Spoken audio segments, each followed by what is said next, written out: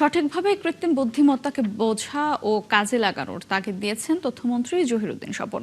সকালে রাজধানীর একটি হোটেলে লিডারশিপ পুরস্কার বিতরণী অনুষ্ঠানে তিনি একথা বলেন। এ সময় মন্ত্রী বলেন, দেশের তথ্য যোগাযোগ ও ডিজিটাল প্ল্যাটফর্মের জন্য গুরুত্বপূর্ণ হয়ে ওঠা কৃত্রিম বুদ্ধিমত্তা চ্যালেঞ্জ বর্তমানের চ্যালেঞ্জ। দীর্ঘদিন ধরে মানুষই সভ্যতার উন্নয়ন এবং কখনো কখনো তার অবক্ষয়ের জন্য দায়ী ছিল, কিন্তু এখন থেকে সভ্যতার পথ চলায় মানুষ একা নয়, মানুষের পাশাপাশি কৃত্রিম বুদ্ধিমত্তাও একটি গুরুত্বপূর্ণ ভূমিকা পালন করছে।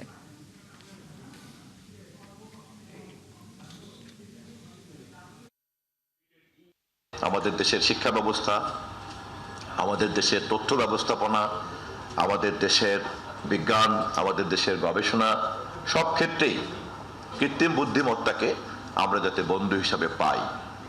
কারণ কৃত্রিম বুদ্ধিমত্তাকে বন্ধু হিসাবে পাওয়া এবং ধরে রাখাটাই কিন্তু এখন সবচেয়ে বড় চ্যালেঞ্জ। সবাইকে ধন্যবাদ যে আপনারা এই ধরনের একটা গুরুত্বপূর্ণ বিষয়ে যুক্ত হয়েছেন এবং আপনারা সকলেই এই উদ্যোগের সঙ্গে যুক্ত থাকবেন।